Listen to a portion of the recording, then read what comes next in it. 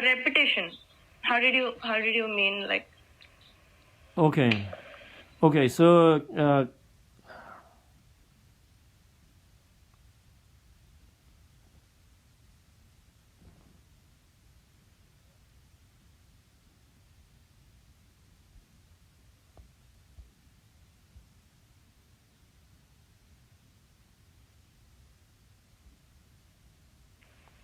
yeah, I'm back. Yeah.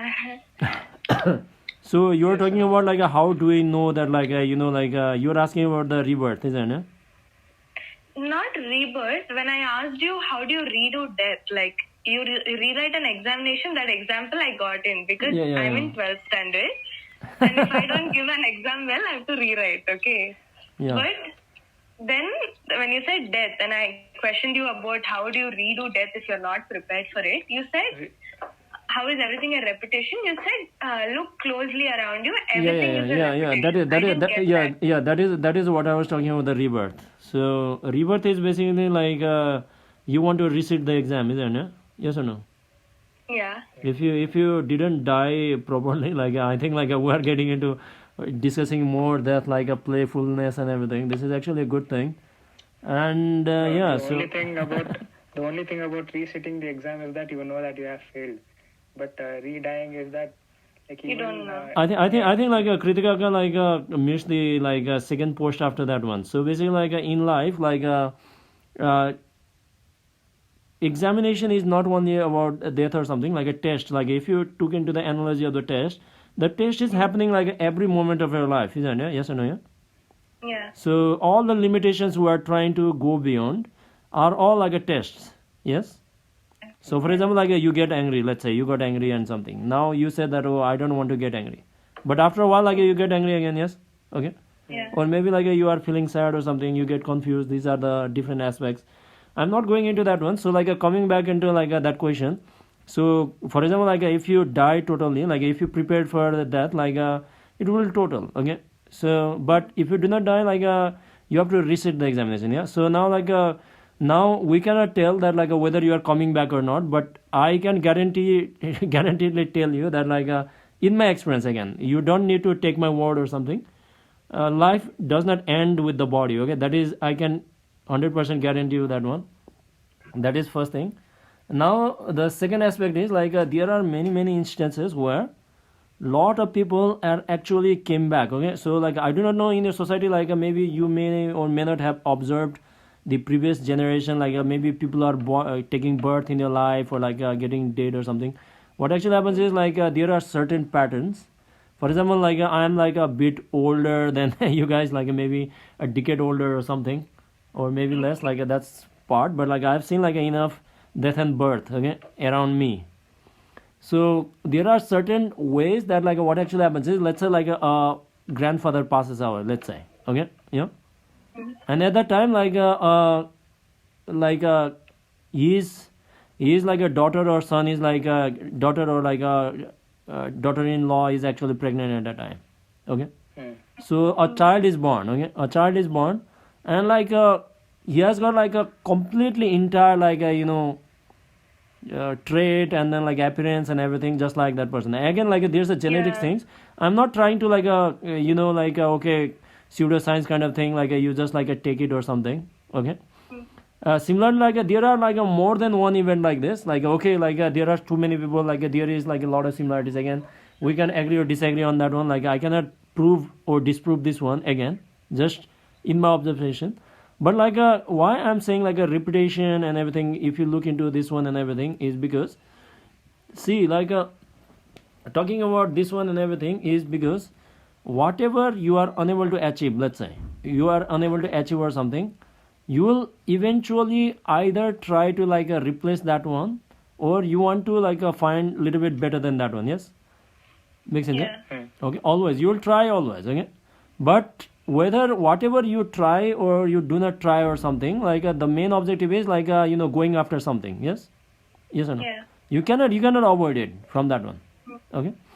So the main objective here is like why I'm talking about like you do not prepare for the death and everything. I'm not saying like you are preparing for the death, like it's like a suicidal or something like that.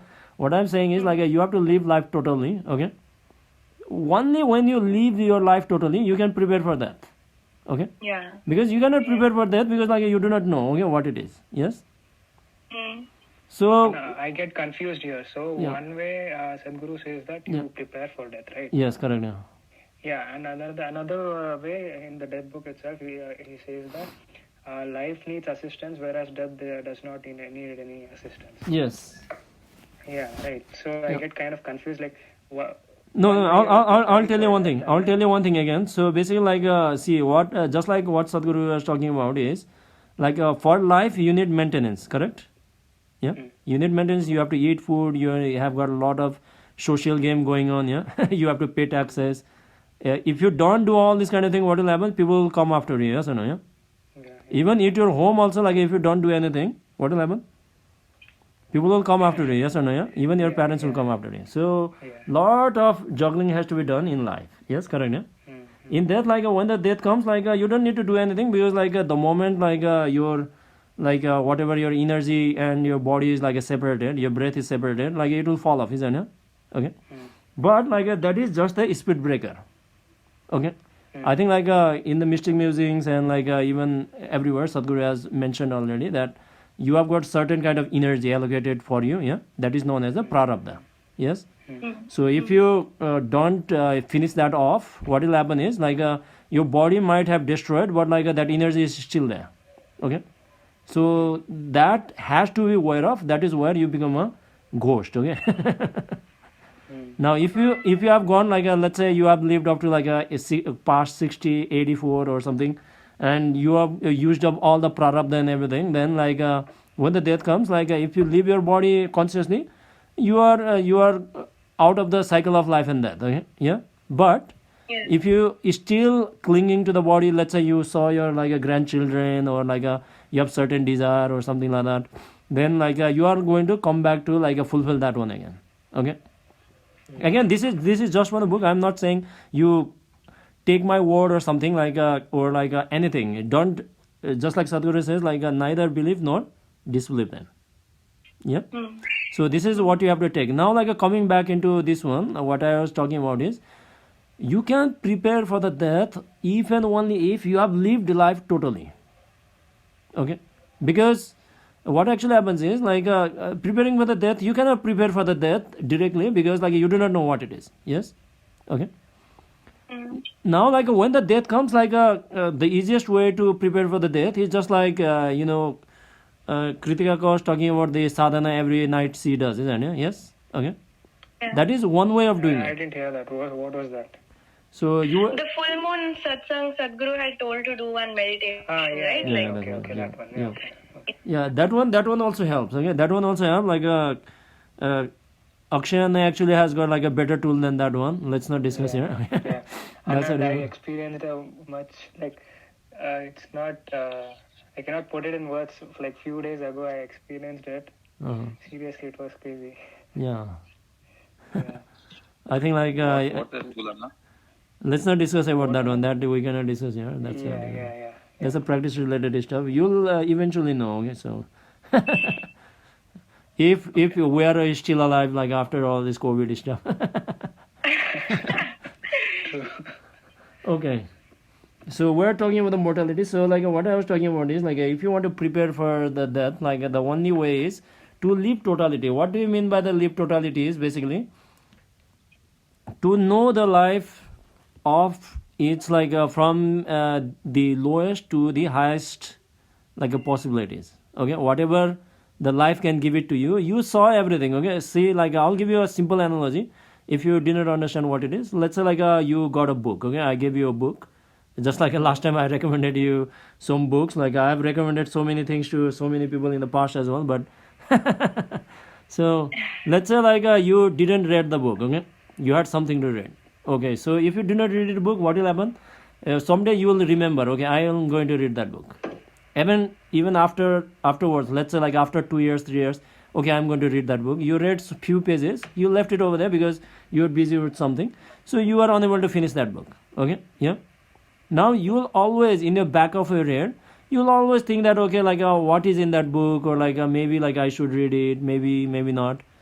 still like it is still in your back of your head. But let's say one day you sit down and you'll say that, okay, like I'll finish this book somehow. So you sit down and you completed that book. Okay, now after you completed that book, like do you need to go back and read that book again if you have read completely? No, isn't it? So same thing with life also. Okay, so if you have lived the life to the totality and everything, like from like hell to heaven, like from agony to ecstasy, like all this samadhi and nirvikalpa samadhi and all that kind of stuff, what are possible to human being. So in that case, what will happen? Now you have nothing left to do. Okay, so when the death comes, like you will just like welcome it.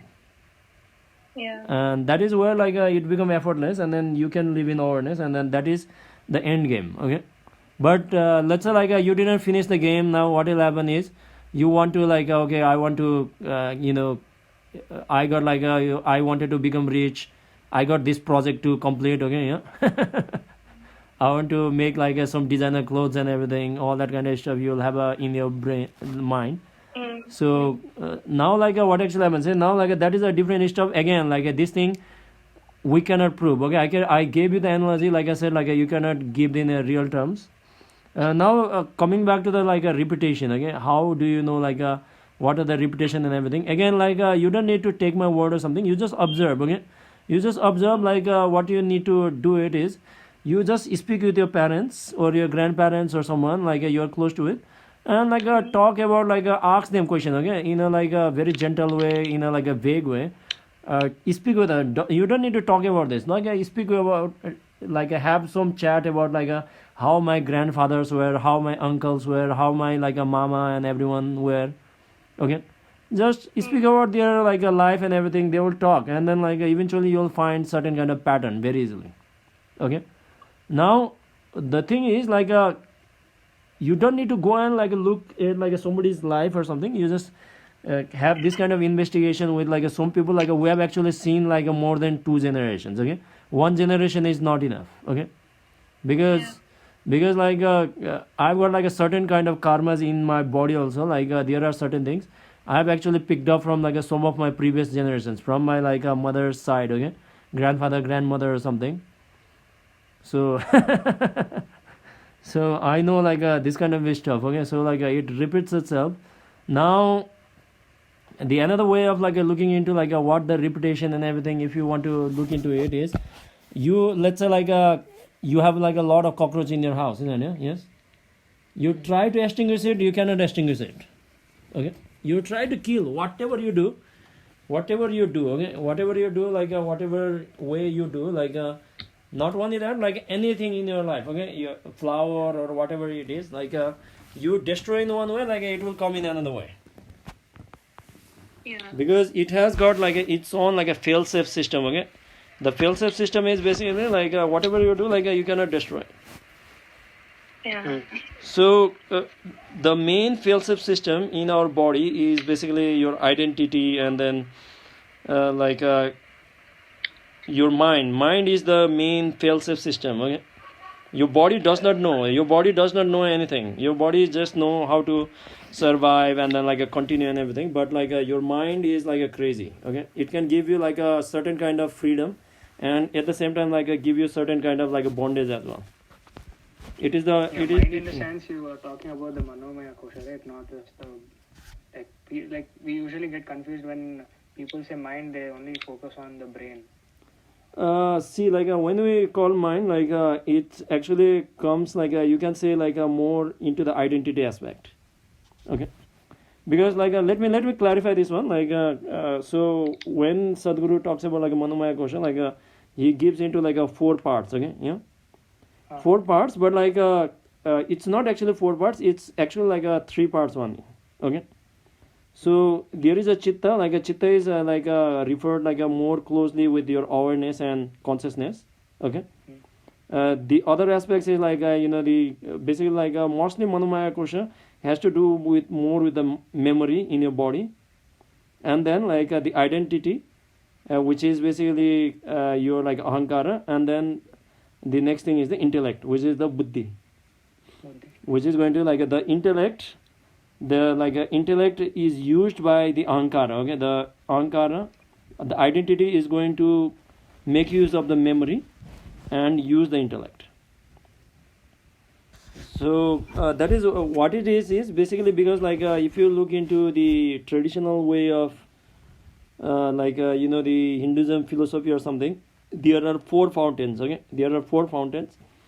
These 4 fountains are basically eating, sleeping, reproducing, and then self-preservation. These are the only 4 things you are doing actually. Okay, whatever you might give names or something, you are only doing these 4 things. Out of these 4 things, the easiest one to overcome is basically reproduction only. Okay, you can eliminate that completely with a certain kind of practice, and then certain kind of things and everything. You can minimize the impact of sleep and food, which most of us are already doing, doing all these spiritual practices and everything. Now the final aspect is the self-preservation part. Okay, that is the most dangerous one, because if you go head straight to it, you will not be able to win. Okay, it will become more stronger. Okay, that is what the desire is actually. That is the self-preservation, and that is what your entire fail-safe mechanism is. Yeah, and that is what we refer as an ego as well in some cases. So for that one, the easiest way to destroy that one is one way is that's why we do volunteering. That is one way of loosening that one. You don't destroy immediately, but you go in step by step, isn't it? Yes. So certain kind of challenges come, and then your mind will say, okay, I should not be doing that. I'm this kind of person. Why should I do this or something? Eventually, slowly you realize you get no feedback. You go slowly, step by step. Okay, that is the slowest way. The most fastest way is basically bhakti yoga. Okay, which is basically a yes only. You just say yes to everything. That is very dangerous way to do it. Even only if you have complete trust on the guru, you can do it. Okay, otherwise it's going to be very difficult on that one, because once you go that way, it's going to be very difficult for you to live in a society, because in society you have to maintain certain kind of identity, just like we were discussing last time, isn't it? Yeah. So if you don't care about anyone or something, then bhakti yoga will be perfect. That's why Sadhguru in the previous videos, in earliest, before Linga Bhairavi came into the being, he said that devotion is not for the people living in in the market. Okay, so market does not necessarily mean only making the money, but in any condition where there's a give and take relationship, that is a market.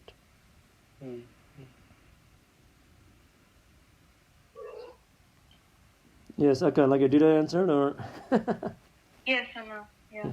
But this repetition, you need to observe, okay? Because I said, I cannot give you direct answer, because this is, you have to observe yourself. You speak with your grandparents or someone who has seen 2 or 3 generations, okay? Yeah. Just discuss with them the behavior of people, just have a casual way or something. Don't discuss about it's a spiritual task or something. No. You will come to understanding what this is. The life is repeating continuously and everything. And if you are aware, even yesterday and today is also a repetition, isn't it?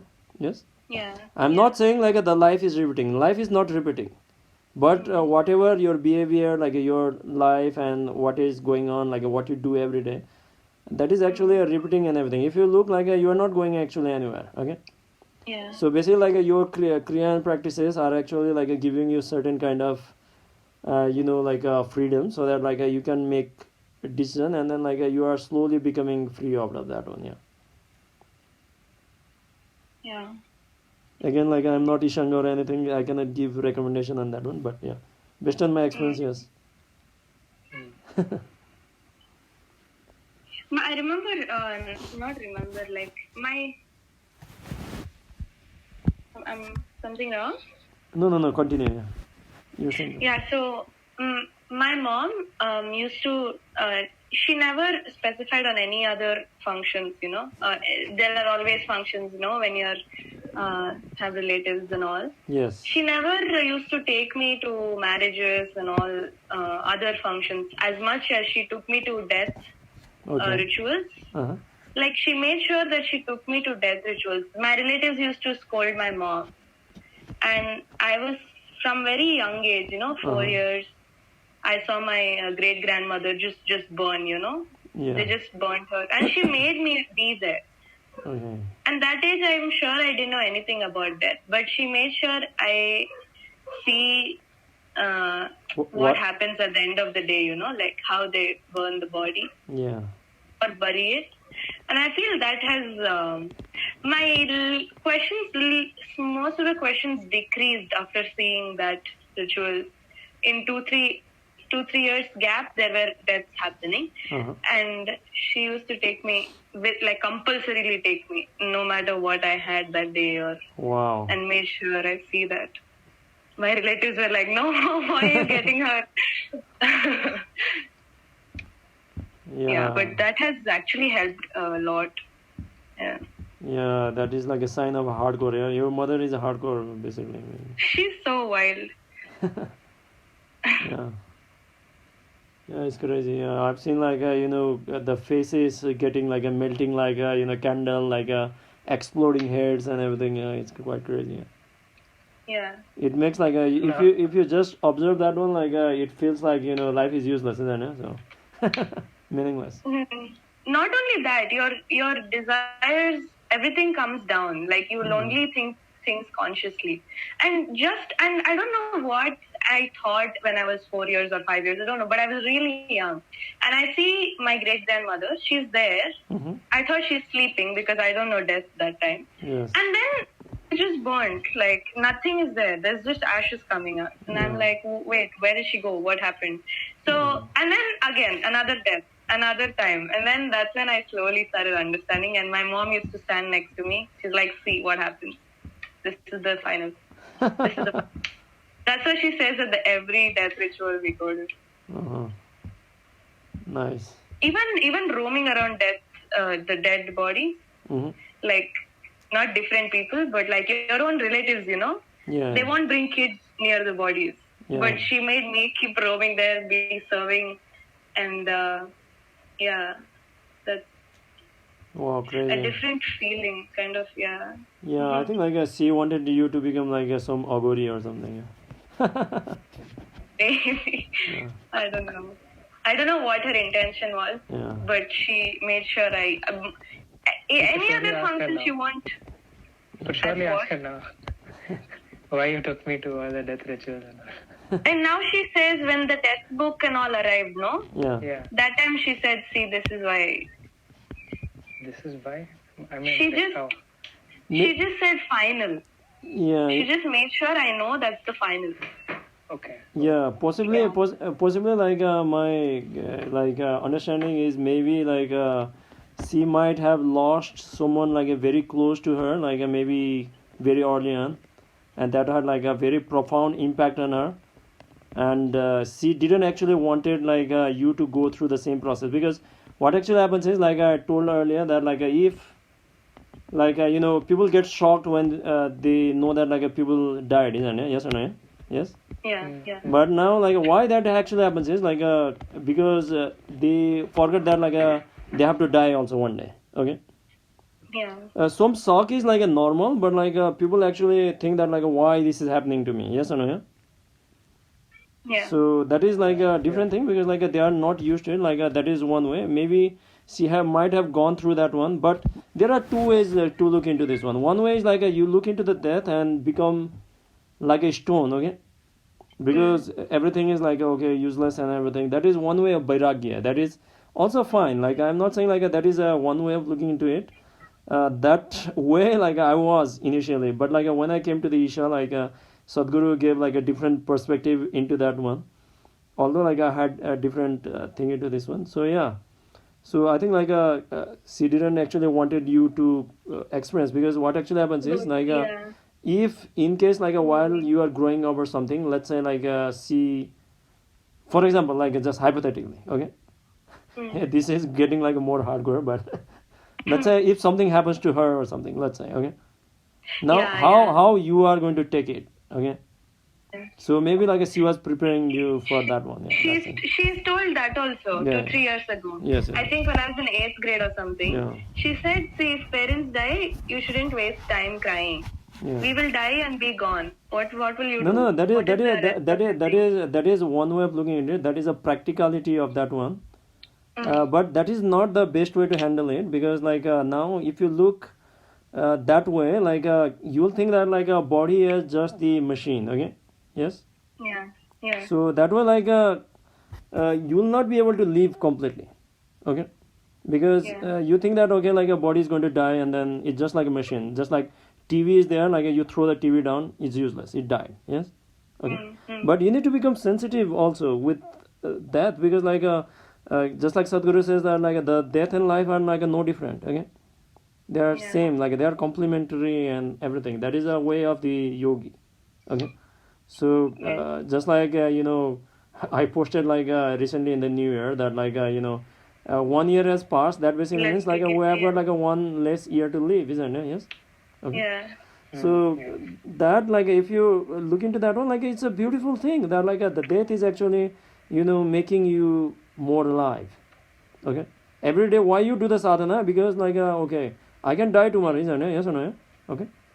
So I'll do my best in the sadhana. That's the way to do it, and that is what is keep you going. Otherwise, like okay, if you are going to live forever, no point. So I'll give you like another context into this one. Okay, so basically like we talk always about limitations, isn't it? Yes, overcoming limitations. Yeah. So basically like there are not limitations, like there are different things. This is I'll give you like a little bit of background on like a spirituality. Okay, so it is a little bit different. I'll take like a very short time, so that like if you have questions or something, you can share something, like each of you can share. So what actually happens is like see like when Sadhguru talks about limitations and everything, he's not pushing people, because people are not actually committed that much, and like they are not into that level of maturity. Even I'm not also in that kind of maturity. Okay.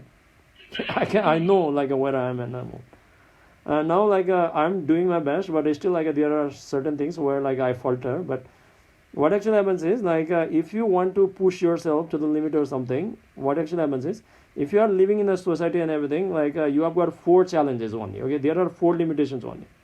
And now these 4 challenges like are named with different things. Okay, for example, like in Hinduism and everything, you say Kam, Krodh, Lo, Moh, Ahankar, isn't it? Yes, I think you must have heard this so many times. Yes. Yeah. And same way like these are called as the 5 thieves in the Sikhism. Okay, these are called 5 thieves. Okay, which is going to steal your awareness and your divine nature and something. Now this is the normal way of living, because you live in a society. Okay. And here like you don't discuss about death. Okay. They don't discuss about the death, because it is about like evolving you, and then like developing the society. You are going with the entire culture. Okay, it's like that. Okay. Now if you want to like this is only for the people like who want to stay in the society and then social life and everything. But if you want to go hardcore and you want to go as fast as you can, in that case like you have to go through like 8 of them. Okay, they are like 8. If you go to Shaivanism, the path of the Shiva, and in Agor or like the what is it called, like the Agor, and then Tantric Shaivanism and everything, or the previous one, what is it called, like a Kashmir Shaivanism and everything. Basically like that began a Vairava Tantra actually comes out of the Kashmir Shaivanism. Okay. In Kashmir like there's not much of a Shaivanism left at the moment, but anyways, so at least like earlier ways. So basically like in that one it's called like 8 of them are there. Okay, it's called Ashtapas. Okay, in Ashtapas basically means these are the 8 pas. I think like you guys know what the pas is. It's a bondage. Okay, so if you have like a cattle or something, you are going to like put them, or like it's like a net. Okay, which is going to bind you. So Ashtapas means 8 like a bondages. So these are the only 8 limitations you have to overcome. So it includes all 5 of the earlier: Kam, Krodh, Lobh, Moh, and Ahankara. And then like there are 3 other aspects. These 3 are like what we refer as the first one is basically known as the fear. Okay, dar. Okay, fear. Basically like that was what your mother was trying you to overcome, and that is why if you go into the Linga Bhairavi temple, we got like a Bhairavi, isn't it? It's a fear swamp. Yes. Okay. Yeah. That is what it is all about. Okay. So he wants you to overcome fear. That is the first thing. Okay.